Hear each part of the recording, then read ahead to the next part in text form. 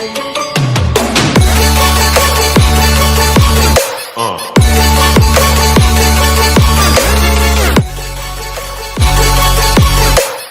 Gravity the Beast, and I'm with New Wave Comics, and I'm here to bring you the first of many reviews to come.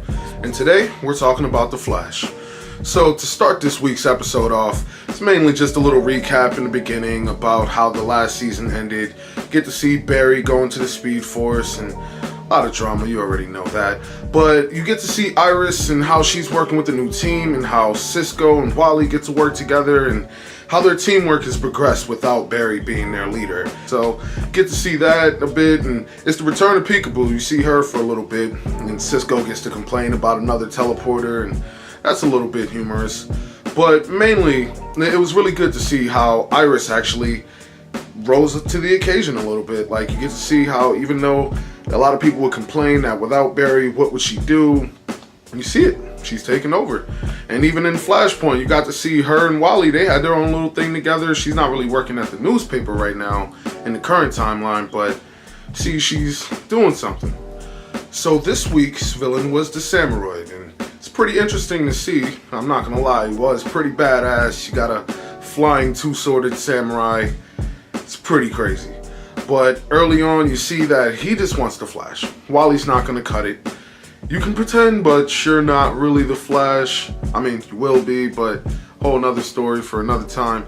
But pretty soon after that, we get to see Caitlin get reintroduced into the story, and not Killer Frost, but actual Caitlin, or so it seems for right now. And we don't know what she's been doing, but she's working at a bar. She's a bartender, and Cisco comes in trying to get her to come back into the team. And I don't know, too many people gonna pay. Well, a lot of people paid attention by the end of the episode, but initially it really stuck out to me, that dude just giving Cisco that weird look. He's trying to have a conversation and comes back later on, but it's pretty interesting. So you see Caitlin comes back, and then she and Cisco, and you see Cisco had some help from Felicity and Curtis and a few other people, and they figured out a way to supposedly get Barry back from the Speed Force. They come up with some device that supposedly holds his essence, and it's supposed to make the Speed Force believe that he's still in it, even though they return him out. Okay, they got him back, or they thought they failed initially, but you see Barry ends up getting sent out of the Speed Force. The experiment worked, and Barry's a little nuts. He's a little crazy. I mean, undeniable. Any Smallville fans out there remember back when Lionel was like a little Kryptonian prophet just drawing symbols and shit?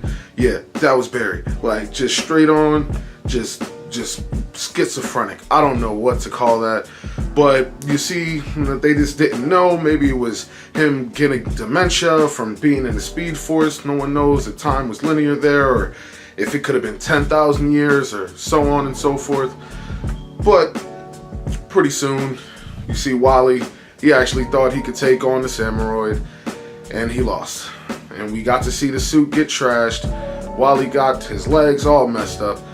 But I mean, not that it's gonna really last. Speedsters heal quick as a motherfucker. But got to see that happen, and Iris did what Iris does. Some random, overly dramatic shit. I mean, it happened to work though. Barry's always gonna, go save her whenever it is, but suppose that didn't work. But let me explain. Samuroid wanted Barry. Barry was crazy. Iris thought, hey, maybe if I let the Samuroid take me, Barry will snap back into it. He always saves me. You're lucky. But yeah, we already know there wouldn't be no story if Barry didn't come back instantly. But all in all, it was entertaining. You got to see Flash get snapped back into reality, go save this woman. Nice little scene. It was really interesting though. Like, there was a bunch of windmills everywhere and collapsing and all that, but he ended up winning and getting his memories back and piecing his brain back together. Things worked out for the best for the most part. So by the end of the episode, we end up getting introduced to the main villain of the season, DeVoe. And honestly, I don't know, he looks like a few different characters I've seen in a few different comic books, but he's supposed to be badass. We're gonna see how this works out. We're gonna see how this progresses throughout the season. It's really dope to have somebody that's not a speedster, at least this one time. Please.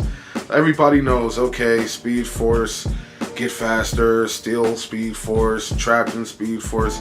Now that we have somebody that can actually test the team and help people actually get more strategic and not just get faster, but actually come up with creative ways to fight and creative conflicts, let's see where this goes. And I'm really excited. I hope a lot of people are excited for that. But we end up closing and seeing how Caitlyn, she's decided to come back to Team Flash and she's gonna leave the bar alone, but apparently somebody don't want her to go. We're gonna go into that, but you get to see her Killer Frost side peek out a little bit in self-defense though.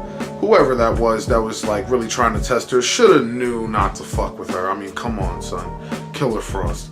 Y'all think cause she like trying to be good, so she trying to hold her shit back, she lacking? Nah, can't do that.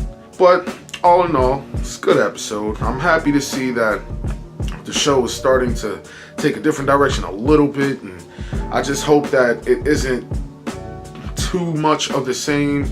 Hope we get a little bit more diversity and a little bit more interesting conflict. But that's all I got for you right now. I'm Gravity the Beast. This is New Wave Comics, and please stay tuned. I'm going to be doing Flash reviews every week. I'm going to be doing Arrow reviews and Legends reviews. We're going to keep it coming, so please stay tuned. Thank you.